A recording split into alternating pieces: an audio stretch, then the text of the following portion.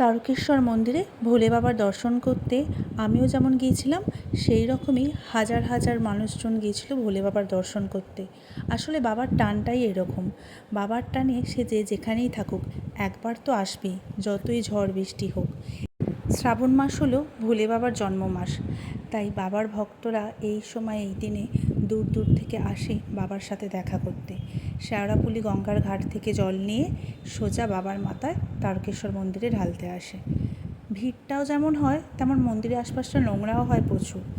আমিও সেই রকম গিয়েছিলাম, দুপুরবেলা পুজো দিয়ে একটুখানি প্রসাদ নিয়ে, আর তার সাথে আমার বাড়ির ঠাকুরের জন্য, মানে বাড়িতে যে ভোলে বাবা আছে তার পাথরের থালাটা নষ্ট হয়ে গেছিলো, আর একটা পাথরের থালা কিনে নিলাম।